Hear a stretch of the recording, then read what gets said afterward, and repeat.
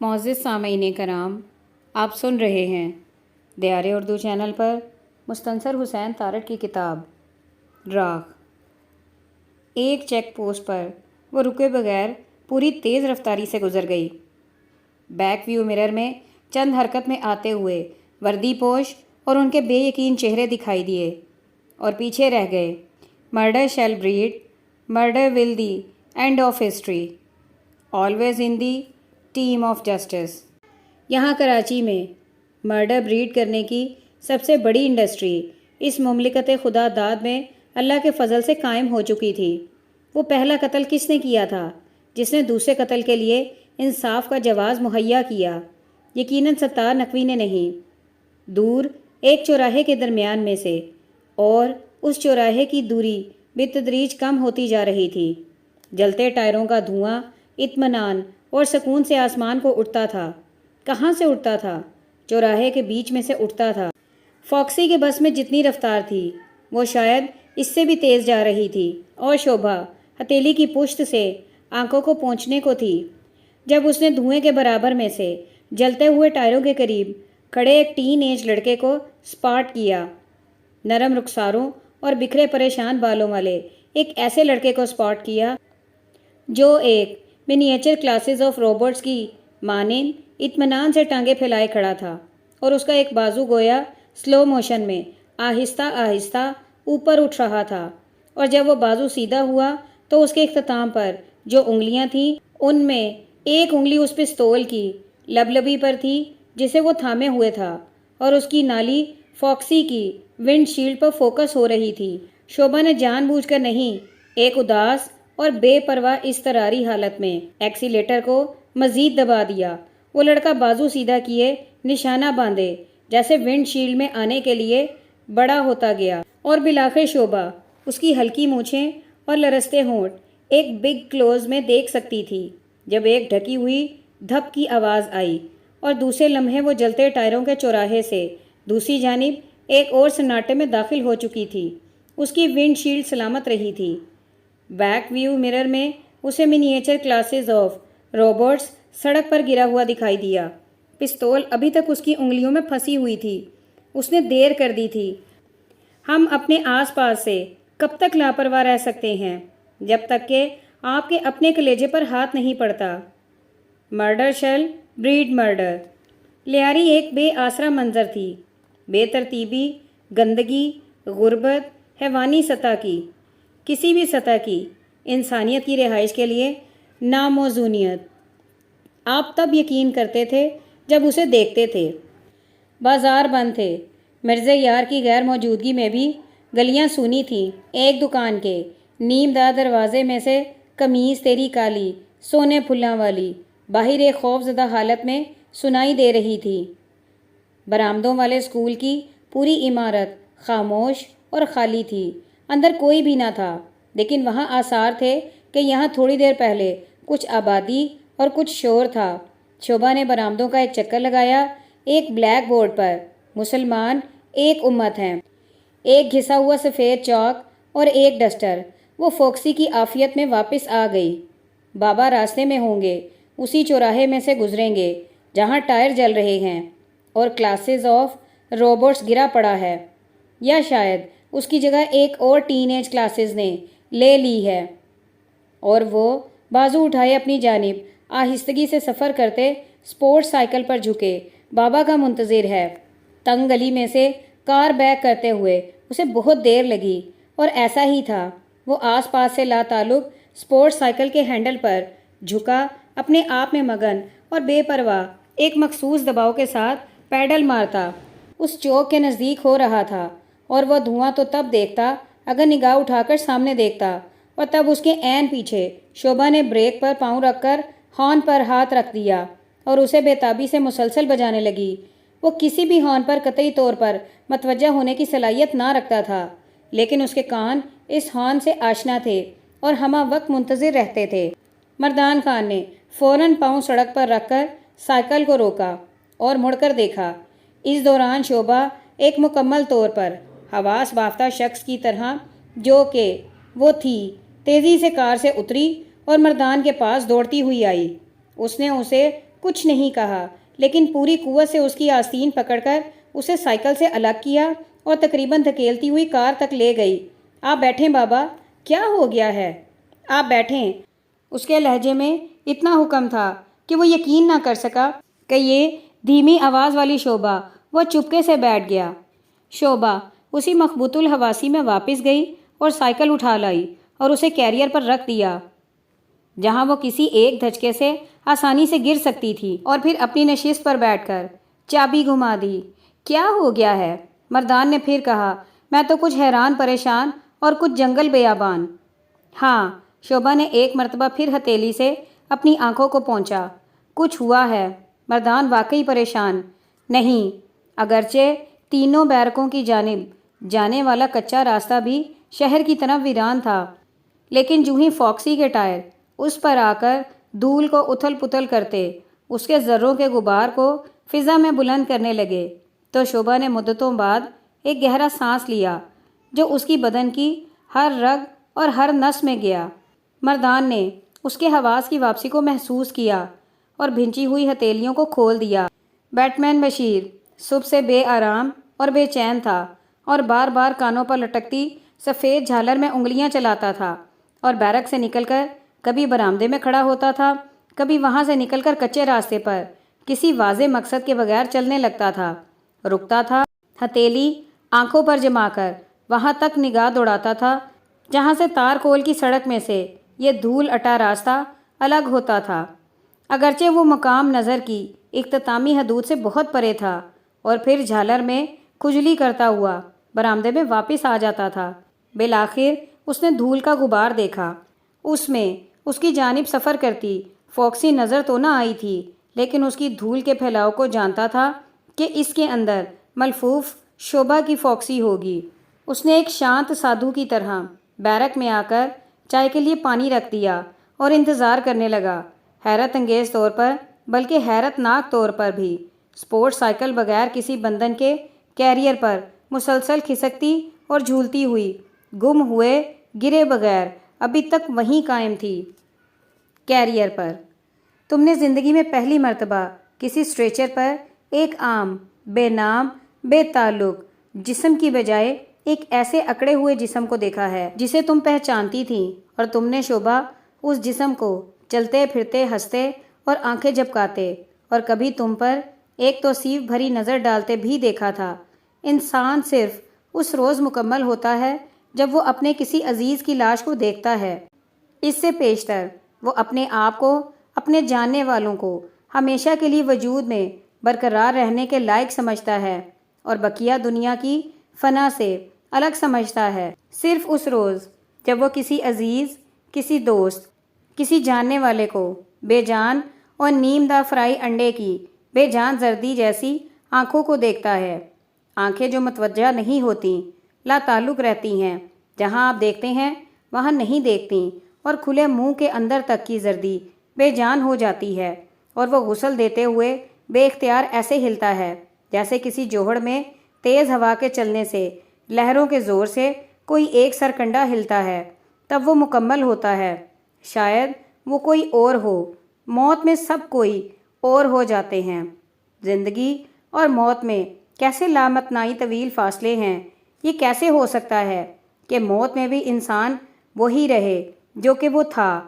تم آج مکمل ہوئی ہو، وہ سب بہت احتیاط سے اور بہت چوکنے ہو کر، لیکن دلوں میں پردیس کے خوف لیے، اپنے بچوں سے دوبارہ ملنے کی آس لیے، جیسے کینچوؤں کی طرح رینگتے ہوئے کھلنا بیرکس کی طرف جا رہے تھے۔ ایک رپورٹ آئی تھی، ان کے بہاری دوستوں نے ایک رپورٹ دی تھی جو ذہن میں یقین کے لیے جگہ تو نہیں بناتی تھی، لیکن وہ چوکنے ہو کر بیرکوں کی جانب سازشی اندھیروں میں اور جیسے ایک دشمن ملک میں بیرکوں کی طرف بڑھے تھے، اور بڑھتے ہوئے وہ ٹھٹکتے تھے، یکدم رک گئے تھے۔ ان کی نظر میں کچھ خرابی تھی۔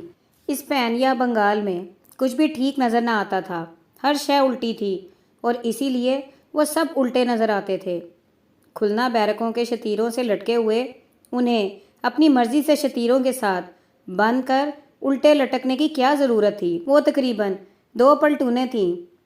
وہ جب یکدم رکے تھے تو ان میں شرمندگی بہت تھی، اور وہ ادھر نظر بچا کے دیکھتے تھے، صرف اس لیے کہ ان کے سطر نہ تھے اور ان کے تن بدن پر کچھ نہ تھا۔ وہ مادرزاد ننگے لٹکتے تھے۔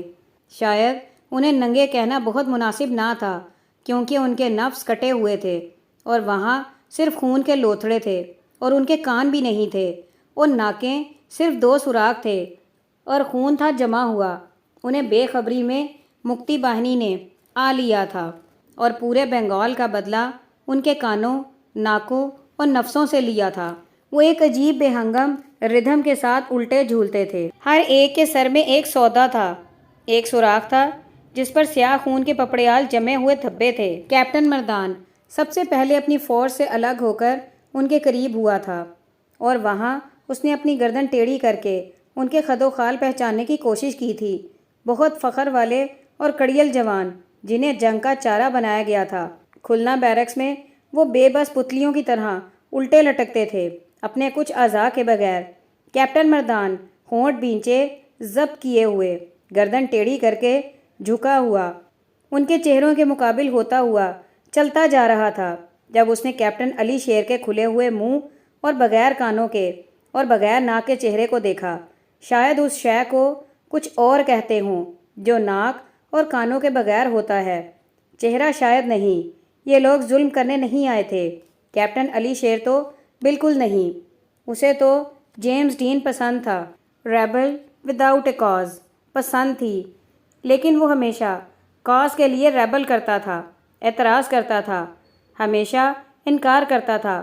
اس نے اپنی ملازمت کی حدود سے ذرا باہر قدم رکھ کر بھی مشرقی پاکستان آنے سے انکار کیا تھا، اور صرف کمانڈنگ آفیسر کے دل میں اس کے لیے جو نرم گوشہ تھا، صرف اس کی بدولت کورٹ مارشل سے بچا تھا۔ مردان یار، تم نے نزرل اور ٹیگور کو نہیں پڑھا؟ تم رٹو طوطے صرف اقبال پر اڑے ہوئے ہو یار۔ ادھر ان کی نرمی اور گداز دیکھو۔ لگتا ہے انسان کے اندر جو کائنات ہے، اس کے اندر ایک حیرت اور حسن کا سفر ہے۔ اردو ترجمے کے باوجود ذرا دیکھو کہ ٹیگور کی راج ہنسوں کی پرواز کا آغاز کیسے ہوتا ہے۔ دریائے جہلم کی چکر کھاتی ہوئی لہریں ایک خمیدہ تلوار کی طرح شفق کے رنگوں میں چمکتی ہوئیں تاریکی میں مدغم ہو رہی تھیں، اور پھر کہتا ہے میرے گیت پانی کے پودوں کی طرح ہیں۔ وہ اسی مقام پر ساکت نہیں رہتے جہاں وہ جنم لیتے ہیں۔ ان کی تو جڑیں نہیں ہیں، صرف پھول اور پتے ہیں۔ روشنی کی سرخوشی میں وہ لہروں پر رقص کرتے ہیں۔ نہ ان کا کوئی گھر ہے، نہ دولت۔ وہ نہ آشنا مہمانوں کی طرح ہیں۔ کوئی نہیں جانتا کب وہ آتے ہیں اور کب چلے جاتے ہیں۔ میرے گیت پانی کے پودوں کی طرح ہیں۔ کیپٹن علی شیر بھی وہاں تھا۔ ٹیگور کا راج ہنس ایک پتلی کی طرح برہنہ لٹکتا ہوا، منہ کھلا، ناک نہیں، کان نہیں، اور کچھ بھی نہیں۔ What a site! مردان اسی روز مکمل ہوا تھا، اور اس نے اگلے روز ٹکا خان سے کہا تھا کہ مجھے بنگالی نہیں، بنگال کی زمین چاہیے۔ Shoot the bastards, butchers all of them. بابا، he looked so strange. Death is the strange business Shobha darling. موت سے تمہاری کبھی واقفیت نہیں ہو سکتی۔ مردان نے اس کے ماتھے کو اپنے لبوں سے گیلا کیا اور تسلی دی، اور کبھی مفاہمت نہیں ہو سکتی۔ شاید وہ بھی مکمل ہو گئی تھی، اس لیے اس کے ذہن میں جو سوال گردش میں تھے، وہ جو پوچھنا چاہتی تھی، دریافت کرنا چاہتی تھی، وہ سب کچھ پہلے ایک جھجک میں تھا، اجتناب میں پوشیدہ تھا، اور اب ظاہر ہونا چاہتا تھا۔ اور اسی لیے اس نے اپنی سیاہ آنکھیں کھول کر کہ جنہیں آنسوؤں نے بہت صاف اور سیال کر دیا تھا، اس سے پوچھا، بابا تم کبھی ماں کے بارے میں بات نہیں کرتے؟ مردان کا بدن ٹھٹکا، جیسے جھاڑیوں کو ایک ہاتھ سے ہٹاتے شکاری چلتا ہے تو یکدم سامنے کسی جانور کی تیز چمکتی آنکھیں اسے گھور رہی ہوتی ہیں۔ وہ کچھ بہت دیر گہری خاموشی میں رہا، ایک منجمد نیم مسکراہٹ کے ساتھ جو خوشی غمی کچھ بھی ظاہر نہیں کرتی تھی، اور اپنی مرضی سے خواہش سے بولنے لگا، میرے ابا جی چودھری اللہ داد جب پہلی مرتبہ ملازمت کے سلسلے میں مشرقی پاکستان گئے، اور ان دنوں پنکھوں والے جہاز ادھر جایا کرتے تھے، تو میں نے انہیں اپنا بوکس کیمرہ دیا تھا کہ ابا جی وہاں کی تصویریں اتار کر لانا۔ یاد رکھیے گا کہ بٹن دباتے وقت سورج آپ کی پشت پر ہونا چاہیے اور ایک تصویر اتار کر فلم آگے کرنا نہ بھولیے گا۔ وہ واپس آئے تو ان کے سامان میں بانس کی خوبصورت ٹوکریاں اور اناناسوں سے بھرے ہوئے ٹوکرے تھے اور چند آؤٹ آف فوکس تصویریں تھیں، اور ان میں تیز ہوا سے دوہرے ہوتے ہوئے پام کے درخت تھے اور کسی سمندر گمان دریا میں بڑے بڑے بادبانوں والی کشتیاں تھیں۔ بس میرے لیے ان دنوں مشرقی پاکستان، جو ان دنوں میرا اپنا ملک تھا، صرف یہی تصویر تھا۔ اور جب میری پوسٹنگ ہوئی تو میں نے اپنی آنکھوں سے تیز ہواؤں اور برساتوں میں جھکے ہوئے وہی بلند پیڑ دیکھے، اور انہیں دیکھتے ہوئے میرا سرخ سکارف بھی ایک پام کے پتے کی طرح اڑتا تھا۔ اور میں نے وہ کشتیاں بھی دیکھیں بوڑھی گنگا میں ایک مطمئن اور شانت انداز میں تیرتی ہوئی۔ اتنی ساری گفتگو میں ماں تو کہیں نہیں آئی، وہ بھی وہیں تھی۔ میں یونٹ کی مسجد میں جمعے کی نماز پڑھنے کی بجائے نزدیکی گاؤں کی مسجد میں جایا کرتا تھا۔ ابھی حالات وہ نہ تھے جو بعد میں ہوئے، لیکن آہٹوں کا آغاز ہو چکا تھا اور وہ سب مجھ سے پرے پرے رہتے۔ پھر آہستہ آہستہ وہ میرے قریب ہوئے، اور میرے اپنے جو تھے میرے بہت قریب ہوئے۔ مولوی احتشام الدین مجھے ایک روز گھر لے گئے۔ وہی پھوس کا جھونپڑا، ایک تالاب، ناریل سپاری اور تاڑ کے چند درخت، اور اس سادگی میں ایک کنات اور ٹھہراؤ۔ مولوی صاحب اکثر اپنے ہارمونیم پر مجھے نزرل کے گیت سناتے۔ ریلی بابا؟ ہاں، اور تمہاری ماں بھی وہیں تھی۔ ان کے درمیان ایک خاموشی آئی جس کے اندر ایک کیفیت بھرے اندھیرے میں جیسے کونپلیں پھوٹ رہی تھیں۔ ایک جنگل جس کے پات اور ڈال معدوم ہو چکے تھے، صرف کونپلیں دکھتی تھیں جو پھوٹتے ہوئے دھیرے دھیرے سر اٹھاتی تھیں۔ کوئی ایک کونپل ایسی پھوٹتی کہ اس میں صرف ایک ناخن برابر پرندہ ہوتا، کسی ایک رنگ کا۔ کہیں اور اس نادیدہ جنگل کے بھید میں ایک اور کونپل اٹھتی تو اس کی گود میں سے ایک اور پرندہ ایک اور رنگ کا چونی جتنا بچے کی طرح کلکاریاں مارتا اڑتا۔ یہ سب کچھ ایک رکتی ہوئی آہستگی سے ہو رہا تھا، ایسے ردم میں تھا جو خون کے بہاؤ اور ذہن میں قبولیت کی سطح کے ساتھ ساتھ آہنگ میں ہوتی جاتی ہے۔ پھر ایک اور پرندہ ایسے رنگ میں جو کہیں اور نہ تھا، صرف اس کے پروں میں تھا اور ابھی اس کے لیے تخلیق کیا گیا تھا، لیکن ان پرندوں کے رنگ اتنے کچے تھے کہ وہ جہاں سے بھی گزرتے ان کے پروں سے رنگ کے ذرے الگ ہو کر ان کی پرواز کے راستے میں کہیں کہیں ہوا میں معلق ہوتے جاتے، اور یوں اس نیم اندھیرے میں ہولے ہولے طرح طرح کے رنگوں کے راستے بن رہے تھے۔ کوئی بھی پرندہ کسی اور پرندے کے چھوڑے ہوئے رنگ راستے میں نہ داخل ہوتا، نہ اسے عبور کر کے جاتا۔ ان کے الگ الگ راستے فضا میں رنگین دھول صورت میں دکھتے تھے۔ پہلے عدم کی چپ تھی، ہر طرف ایک خاموشی تھی جو جنگل پر تیرتی تھی۔ پھر کونپلوں کے پھوٹنے کی سرسراہٹ سنائی دینے لگی۔ پرندے جہاں کہیں تھے، اسی ایک لمحے کے لیے جب سناٹا ٹوٹا تو وہیں فضا میں اپنی اڑان میں منجمد ہو گئے، اور پھر اگلے ہی لمحے رکے ہوئے پر حرکت میں آ گئے۔ وہ اتنے چھوٹے اور مختصر تھے کہ نظروں کا دھوکہ لگتے تھے، بہت دور لگتے تھے، اگرچہ آنکھوں کے سامنے سے گزرتے تھے اور اپنے رنگوں کی دھول چھوڑتے جاتے تھے۔ کونپلیں چھوٹی ٹہنیوں میں تبدیل ہوتیں اور پھر ان میں سے سفید ذرے سے پھوٹتے جو دیکھتے دیکھتے شگوفے بن جاتے۔ یہ سارے کے سارے سفید تھے اور ان پر بھی ہوا میں معلق کچے رنگ اثر کر رہے تھے۔ ان کے ذرے سفیدی پر تہ در تہ بیٹھتے تھے۔ یہیں کہیں ایک پھوس کا جھونپڑا تھا، ایک تالاب، ناریل کے درخت اور کنات اور ٹھہراؤ، اور وہ بھی وہیں تھی۔ شوبھا اسے دیکھ سکتی تھی، لیکن اپنے سے دور ہوتے دیکھ سکتی تھی کہ اس کے لامبے بال اس کی پیٹھ پر سے ایک جھٹکے سے اٹھتے تھے اور بیٹھ جاتے تھے، اور اس کی ساڑی کا پلو راستوں میں سے گزرتا رنگ جمع کرتا جاتا تھا۔